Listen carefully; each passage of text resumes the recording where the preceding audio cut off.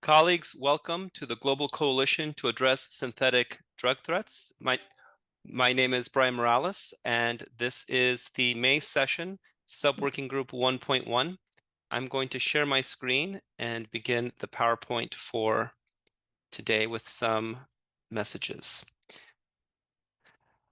First, I want to start off by sharing, and these are going to be short announcements today, reporting actions on synthetic drugs. We are now entering an exciting phase in the coalition's work as we round up the implementation initiation phase. So in this phase of the Global Coalition, we're going to be requesting that participants report on the actions that have been taken to address synthetic drug threats in their countries. And so we are conducting outreach in a number of ways with all of you. First, we have asked our U.S. embassies in your countries to reach out directly to your foreign ministries to request the actions formally, what actions have been taken since July of last year through this summer, through September of this year, to then document those as actions that are being taken to address synthetic drugs. We are also sharing the reporting process here with you today, and I'll be explaining that in the next few slides. And we will also be sending you an official letter in the coming days requesting this report of your actions. So once again, we are asking all colleagues to please send us reports of actions that have been taken by your countries. The actions will be shared on our website, and some content may also be shared in the Year 1 report. So this is the culmination. These are the deliverables that we've been working on achieving at a national and at a sort of multilateral level. So what does this look like? What kind of actions can we report? As I mentioned last time, you can adopt a new practice, a policy, a strategy, a regulation, or law. You may have passed a law recently, or there might have been a proclamation or a regulation that was initiated over the course of this year that is in alignment with the coalition's work and is in support of the coalition's recommendations. Second, you might have launched a new engagement or collaboration with the private sector, or maybe planning to do so in the near future. That's something else that can be reported. Third, you may have provided financial support bilaterally to another country or to an international organization, or perhaps in-kind assistance, supporting another country or working collaboratively with another country to advance an initiative related to synthetic drugs. Fourth, you may have decided on hosting a regional or a global meeting that can be very much in alignment with the coalition, can be branded as a global coalition meeting on a topic of interest to the coalition's work. Fifth, you may express initiatives, interest in specific initiatives. This menu that we discussed last time on the website, over 120 initiatives. So you would have reached out directly to those international organizations that are managing those initiatives and expressed interest. And finally, any other act that can strengthen your country's response to synthetic drugs that are consistent with the recommendations are other things that you can also report. How are we asking for these reports to be submitted? We're asking for up to 2 pages in terms of reporting length. The format could be either Microsoft Word or in the email. You can send it in an email body so that we can copy and paste that text and move it into the website, as I mentioned, or in a report. The deadline for submission we are requesting would be the 3rd of June. And you can email those submissions to our to our email address at syntheticscoalition@state.gov.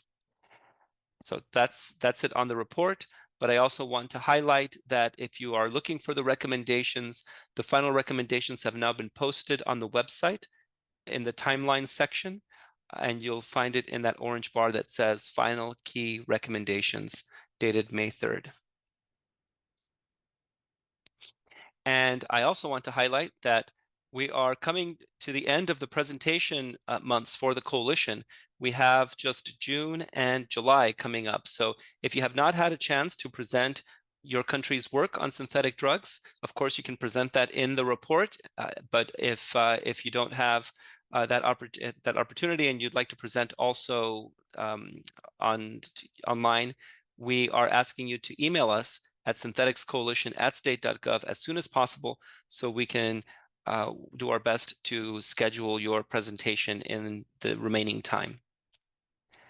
And that's it for me today. I want to say that if we have any time at the end of the session, we can take some questions that relate to the report, or you can ask them by email to us at syntheticscoalition@state.gov.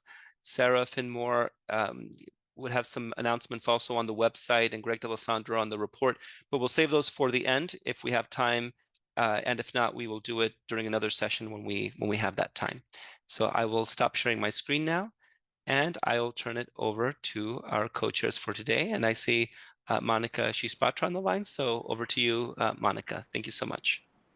Thank you, Brian. And a very good morning to all, and to the co-chair, Mr. Dulat, Deputy Head, Department of Countering Drugs Crime, Ministry of Internal Affairs of Kazakhstan, and all the participants. I'm really delighted to be here again on another interactive session of the subgroup 1.1. And Brian, after listening to your announcement, I'm again very delighted that this participation and meetings have actually led to some of the wonderful recommendations which are already on the website, and also the action report which Brian has just talked about.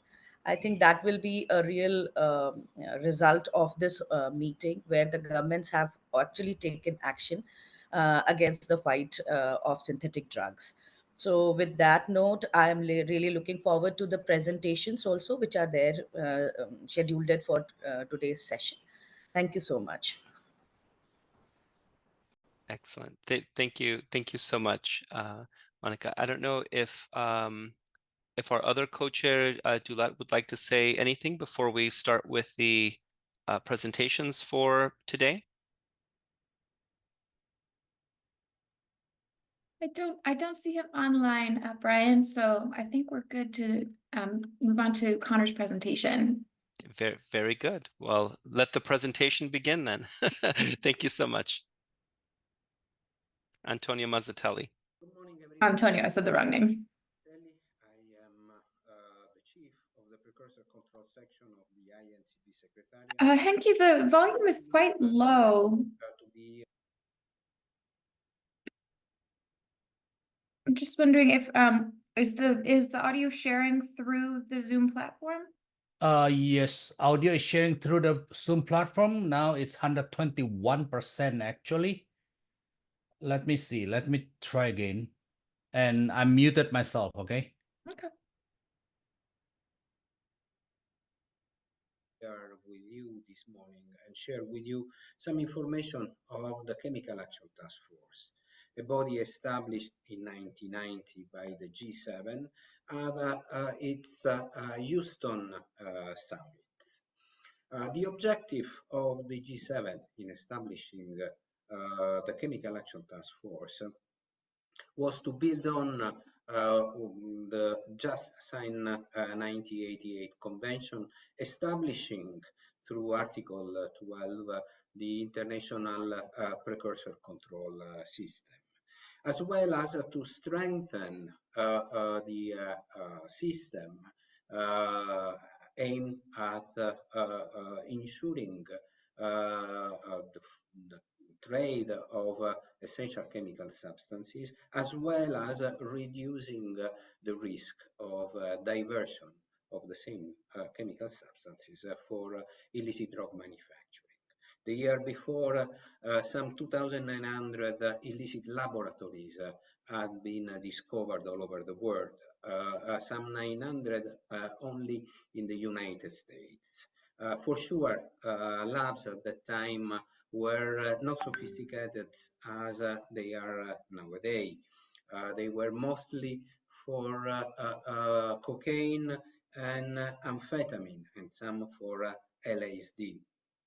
And certainly did not cover the range of illicit drug manufacturing that we are experiencing nowadays. But nevertheless, the problem was there, and the G7 wanted to give a boost to the international effort already consolidated through the 1988 Convention. Membership to the Chemical Action Task Force was for the G7 countries, so the United States, who through the Department of Justice took care also of structuring the activities of the Chemical Action Task Force, Canada, the UK, Japan, Germany, France, and Italy.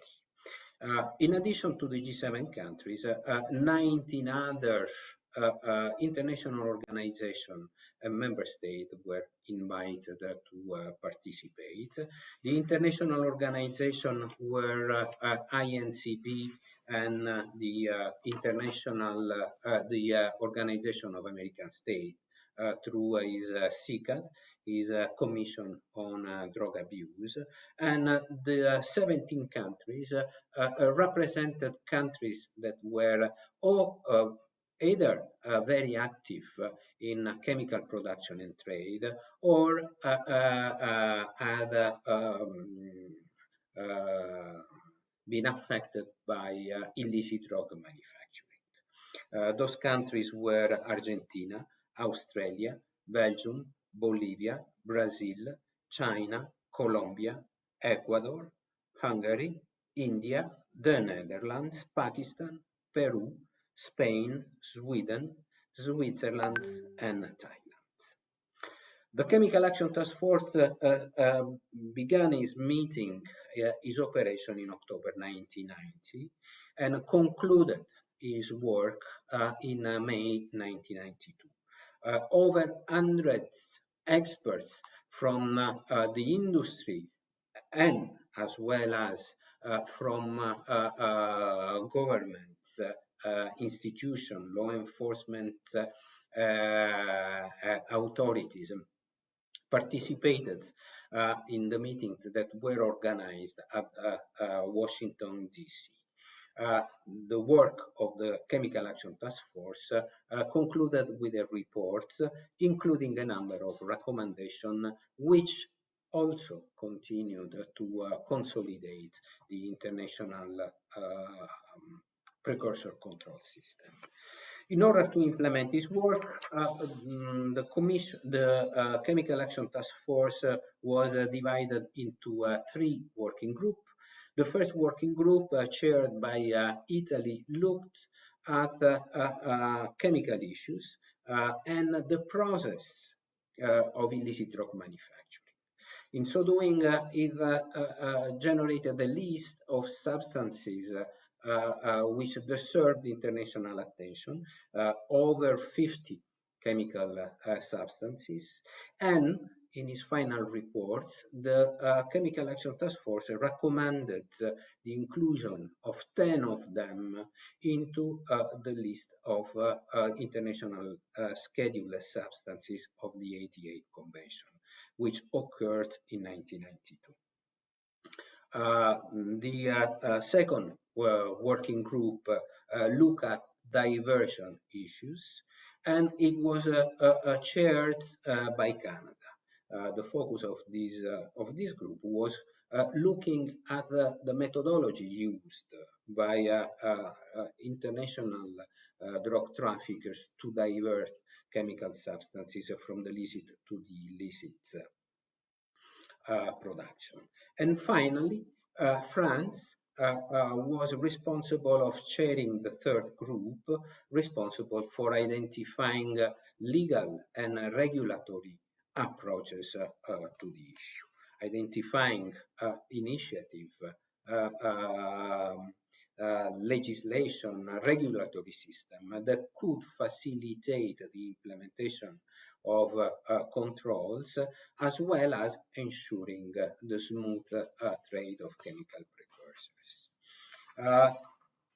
As I say, the Chemical Action Task Force ended its work in April 1992, May 1992, and it also identified and suggested 10 approaches to the issue.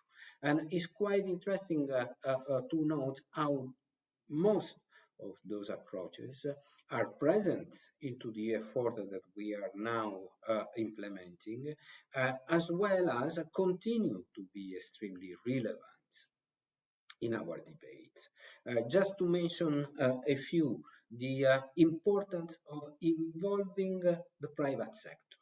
The private sector in order to establish a preventive, proactive control system through know your customer policies and approaches, but also with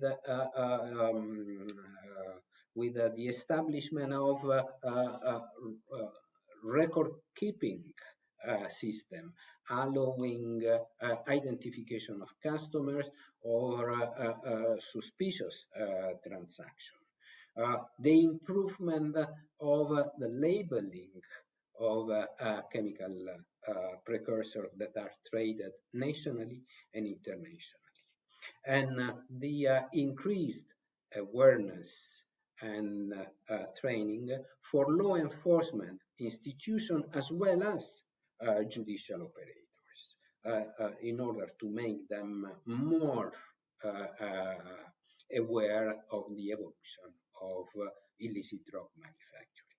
Finally, the need to strengthen and consolidate the role of international organization or the role of international implemented system like the one of INCB, strengthening and consolidating the system of authorization of import and export as well as the pre-notification mechanism.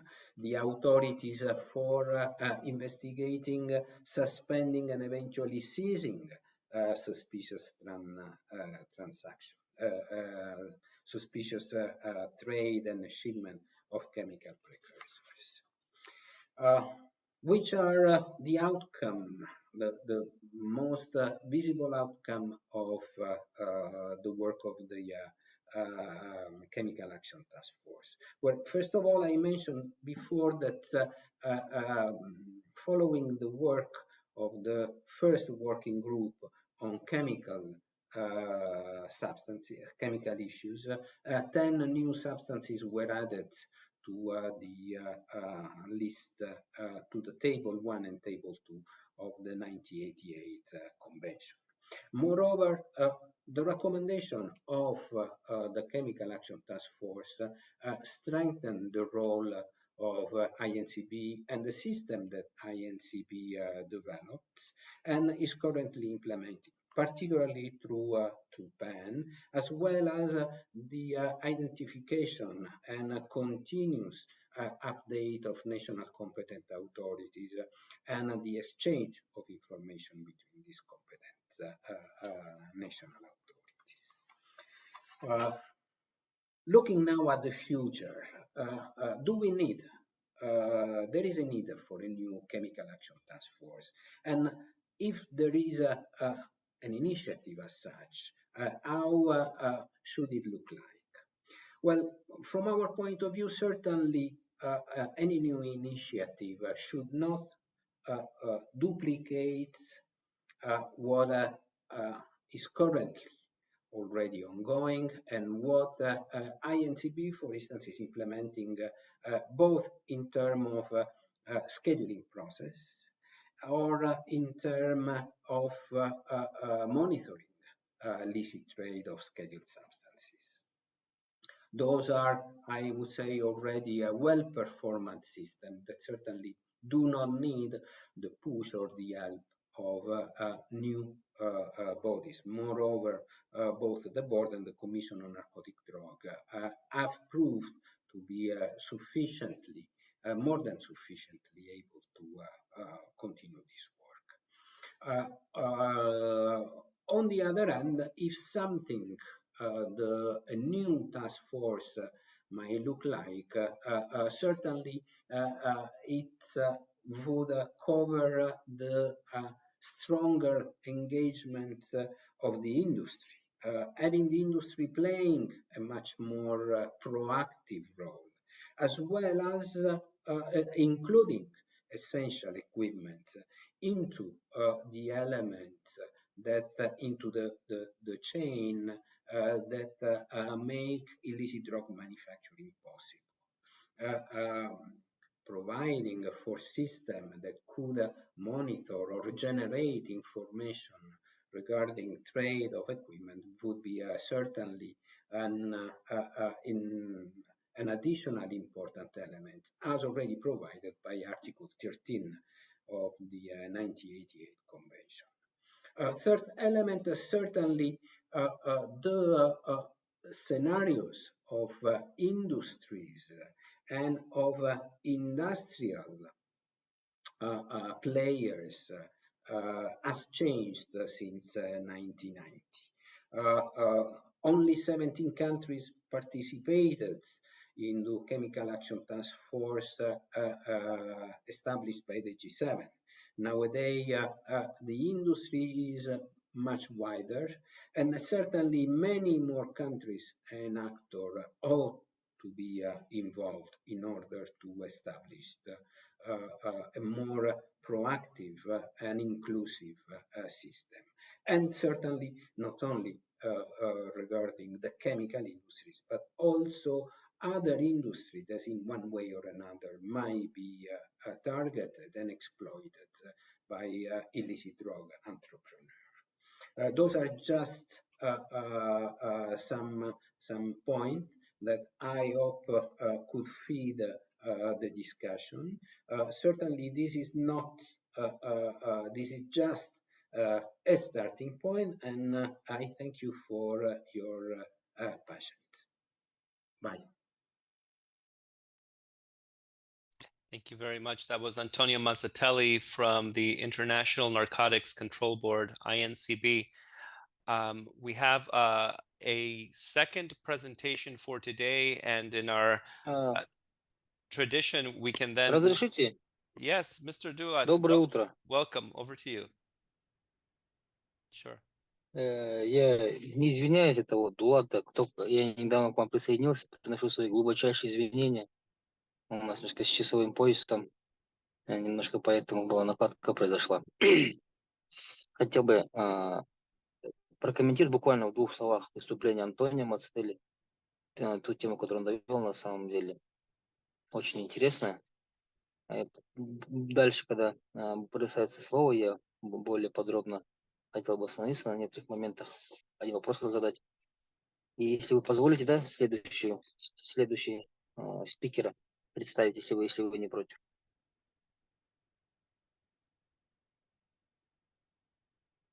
Да, следующий спикер Джерри Подорский, эксперт международной обучающей команды ДС США. Разрешите представить и предоставить ему слово.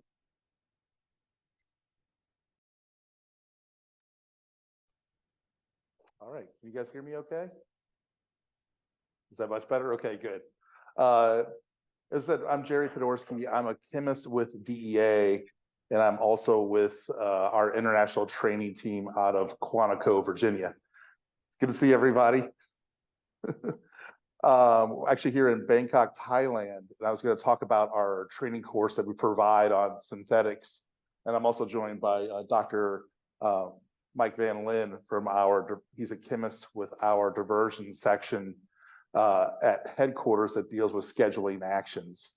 So if there's any questions about that, he can answer those questions as well. But I was asked by Efren, who is the ILEA director here at Bangkok, to come to talk to you about our training that we provide on synthetics.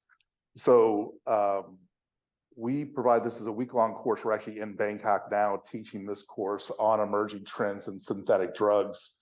So I just want to run through you what topics we touch and then what other like trainings we provide on synthetics, because that's what my training team focuses on.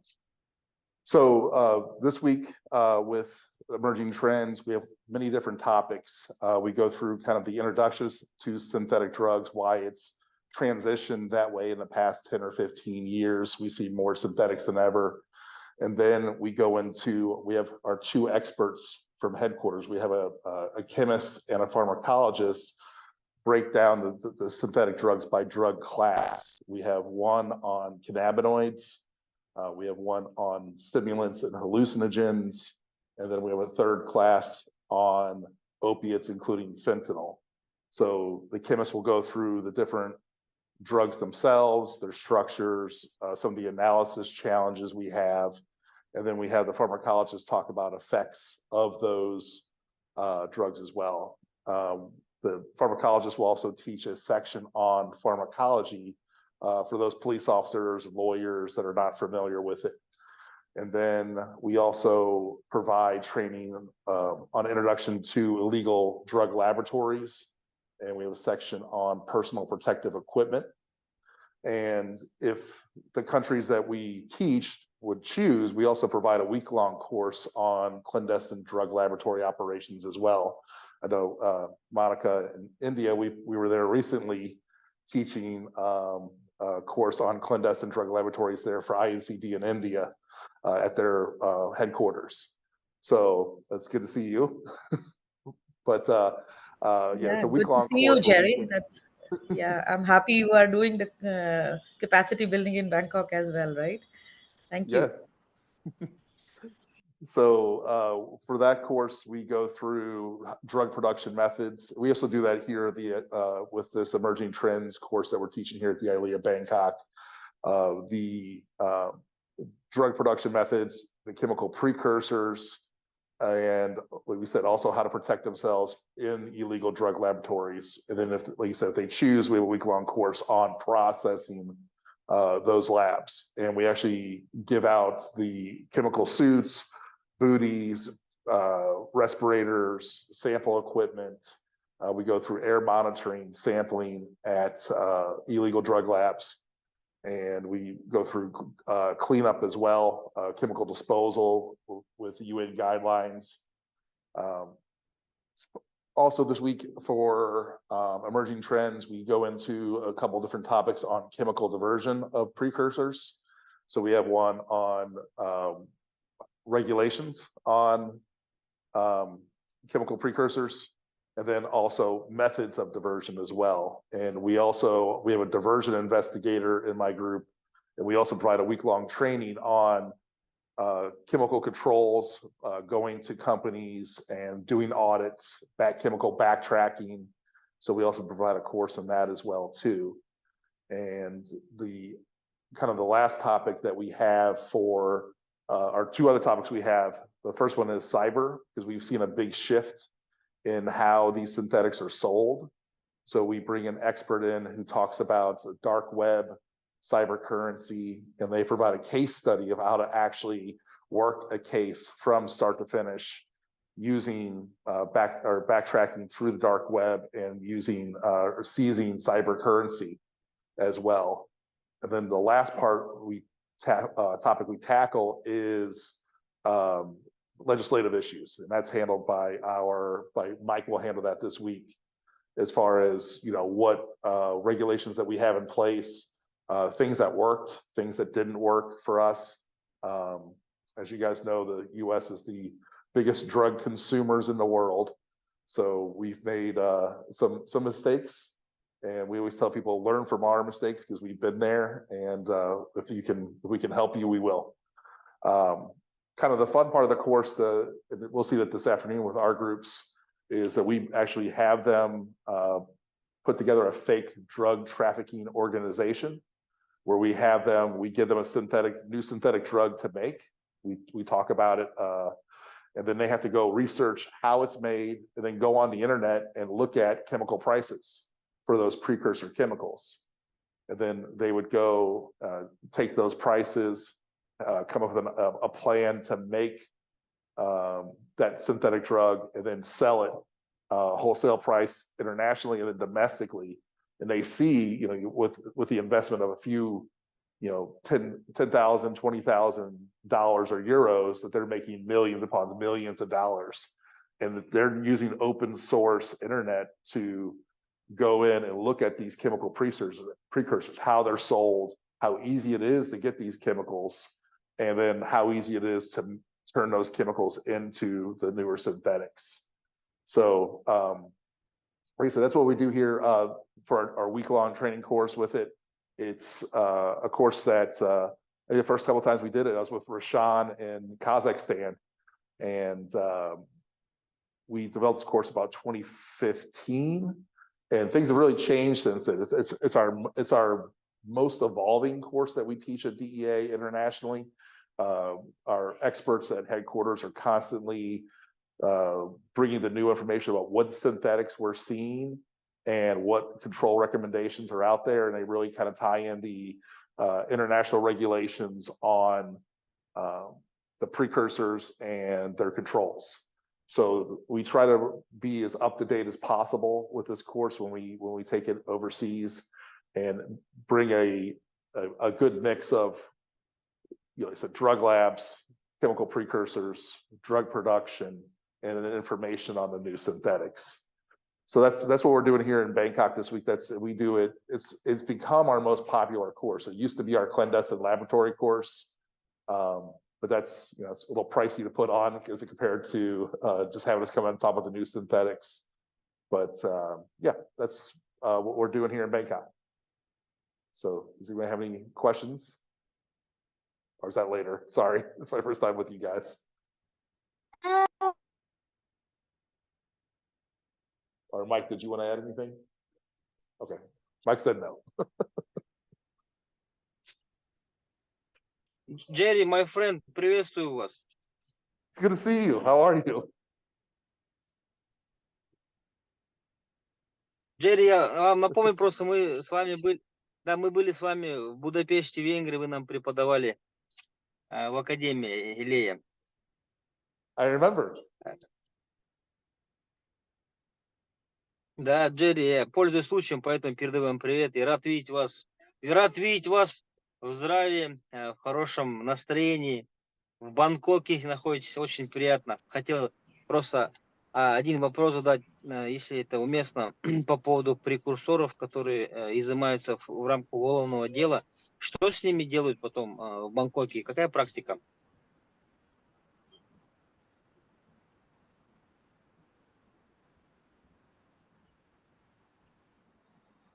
So that would probably be a better question for the Thais in the course about how they do it. As far as I know, with their disposal, they usually do incineration of everything that's seized for them. They usually, from what I've seen, the videos they've shown, they usually have, I think, either once a month or once a quarter, a big incineration of all the stuff that they've seized.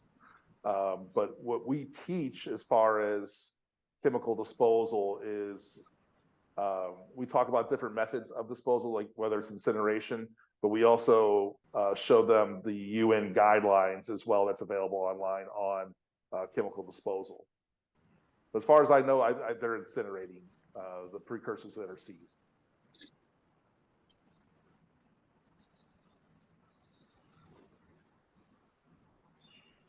Есть, понял.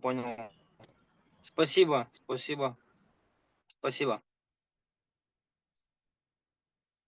И, господа коллеги, пользуясь случаем, я бы хотел, учитывая то, что утром подключился немножко с опозданием, поприветствовать, если вы не против, нашего координатора рабочей группы Райнера Панкса. Моника, вас приветствую вас. Брайан Моралес еще раз. Брайан Моралес приветствую и Антонио Мацтелли. И если возможно, да, мне выступить, да, пару моментов сказать. Я почему задал вопрос касаемо уничтожения прекурсоров. В этом году правительством Казахстана принято решение на законодательной основе все прекурсоры, которые будут изымаются в рамках уголовного дела. Вот у нас есть один большой пример. Мы изъяли 80 тонн прекурсоров с одной нарколабораторией. И теперь мы их не будем уничтожать или сжигать, мы их передаем во вторичный оборот, в промышленность. То есть на законных основаниях будем передавать во вторичный оборот заводам и предприятиям, которые используют их в своей деятельности. Потому что уничтожать их или каким-то образом это, во-первых, приносило бы колоссальный урон экологии и тратно было. А так принято решение просто передавать их во вторичный оборот под контролем МВД. И на фоне этого, опять же, наверное, я повторюсь, я до этого говорил, сейчас разрабатывается вопрос по инициативе отдела АНЛ при посольстве США таргетинг-центра, который будет, я так думаю, в идеале в будущем контролировать, так скажем, практически всю химическую поступление химических прекурсоров на территорию Казахстана. Как вы знаете, мы граничим с 5 странами. Самая большая у нас протяженность с Российской Федерацией, КНР. И поэтому у нас есть изъятие, есть факты, когда мы изымаем прекурсоры, которые поступают нам, так скажем, за границей. Я думаю, что этот центр нам очень нам поможет в этом плане. Спасибо. Если у кого-то есть еще слова, пожалуйста, или вопросы. Yes, Mr. Dulat, I wanted to chime in with a couple of points. So first, the first presentation we heard today was about the Chemical Action Task Force idea that we're very grateful. I see Greg Williams on the line, comes from him and other champions that have been really promoting this idea. There's a lot of enthusiasm, a lot of interest now from several countries. From our side, I wanted to report that the State Department, Foreign Ministry that we're in, doesn't directly sort of handle this issue with the technical expertise, but we have now contacted the Drug Enforcement Administration, DEA, and are now discussing with them, and they are looking for a point of contact to carry forward the negotiations or the discussions moving forward. So I think we're seeing a coalition of interested countries that are now carrying this issue forward, and will enter this dialogue with INCB and other authorities to see how this idea moves forward. Second, I wanted to discuss the second presentation. Thank you so much for that presentation, Jerry. Was courses that relate to the international law enforcement academies, and I'm not sure if everyone on the line is familiar with these academies that are supported through the bureau that I work in, the Bureau of International Narcotics and Law Enforcement Affairs in INL. But we're fortunate to have the program manager here on the line with us, Julie Anderson. So I won't stop the recording just yet. I'm going to ask Julie if she could describe the ILEAs and how they're structured, and especially how countries, those participants here on the line tonight, if they're interested in some of these curriculum, how they could participate in some of the ILEA courses as well. So I'll turn it over to you, Julian. After you finish your description, then we'll stop the recording so that we can just have a free-flowing discussion for the rest of the hour. But we'll record your part. Thank you. Over to you. Sure. Thanks, Brian. And thank you to Jerry and the DEA team for talking about the course that you're currently teaching this week at the International Law Enforcement Academy in Bangkok. Just to give a little bit of background for anyone on the line who's not familiar with the program, International Law Enforcement Academy, or ILEA, is a program administered by the State Department. We run 6 academies across the globe. So there's the one in Bangkok, there's one in Budapest, Hungary, one in Gaborone, Botswana, one in San Salvador, El Salvador. We have a regional training center in Accra, Ghana, and then an executive leadership training academy here in the United States in Roswell, New Mexico. And DEA, is one of our most important training partners. And as Jerry mentioned, our emerging synthetics drug course that his team teaches is one of our most popular courses, and one that we plan on expanding our course offerings for in 2025.